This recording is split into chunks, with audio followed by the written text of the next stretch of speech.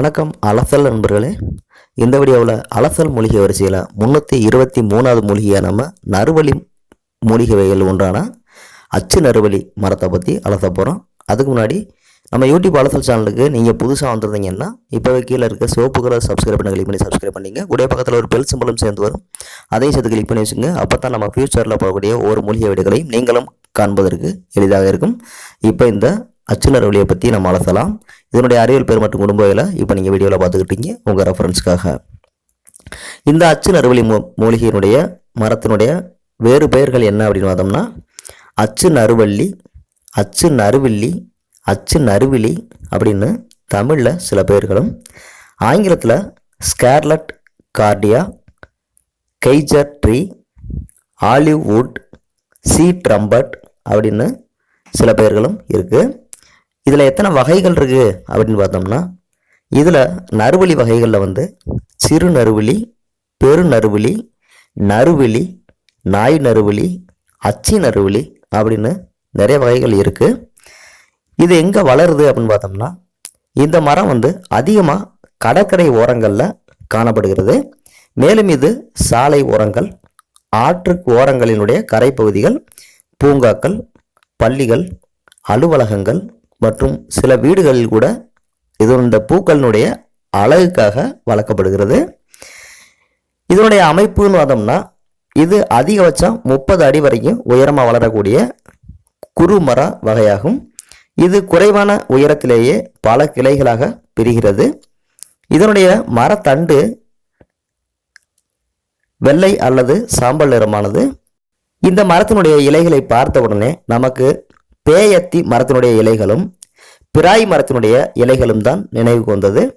ஆமாங்க, இதனுடைய இலைகள் மேற்புறம் சொரசொரப்பாகவும் சற்று பளபளப்பாகவும் பச்சை நிறத்திலும், இதனுடைய அடிப்பகுதி பளபளப்பு மற்றும் சொரசொரப்பு இல்லாமலும் உறுதியான இலைகளாகவும் காணப்படுகிறது. இதனுடைய பூக்கள் தூரத்திலிருந்து பார்ப்பதற்கு சிவப்பு நிறமான பூக்களாக தெரிந்தாலும் உண்மையில் அடர்த்தியான ஆரஞ்சு நிறத்தில் தான் இந்த பூக்கள் இருக்கு. இந்த பூக்கள் 6 இதழ்களை உடைய பூக்களாகவும் பூக்களினுடைய நடுவில் வெண்மை நிற மகரந்தம் காணப்படுகிறது. பூ காய்ந்து உதிர்ந்ததும் கொத்தாக காய்கள் காய்க்கின்றன. அதாவது இதனுடைய பூக்களும் கொத்து கொத்தாகத்தான் காய்க்கும். அதே போல் அந்த பூக்கள் உதிர்ந்ததுமே இதனுடைய காய்களும் கொத்து கொத்தாக தான் காய்க்கிறது.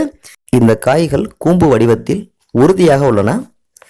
இதனுடைய பழங்கள் உண்ணத்தகுந்தவை என்று சொல்லப்பட்டாலும் யாரும் சாப்பிட்டு நான் பார்த்ததில்லை.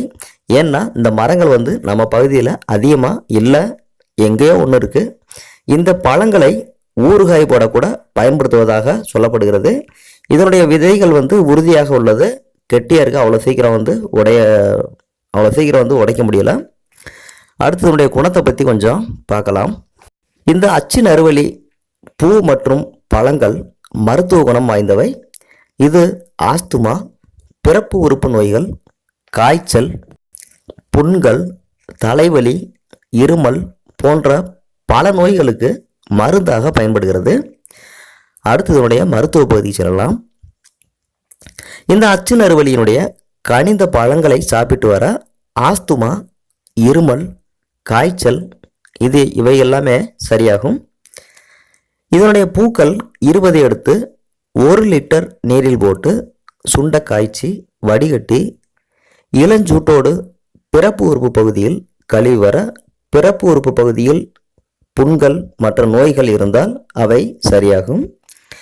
இதே கஷாயத்தை உள்ளுக்கு 1 டம்ளர் அளவுக்கு குடித்து வர இருமல், காய்ச்சல், மூச்சு குழாய் அலர்ஜி, ஆஸ்துமா, குடல் பலவீனம், வயிற்று கோளாறுகள் இது எல்லாமே சரியாகுது.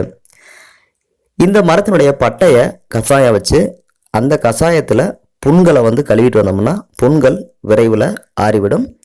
இதனுடைய இலைகளை சுடுநீரில் கழுவி எண்ணெயில் தடவி தீயில் வாட்டி நெற்றியில் வைத்து அதை சுற்றி துணியால் கட்டி வர தலைவலி சரியாகும்.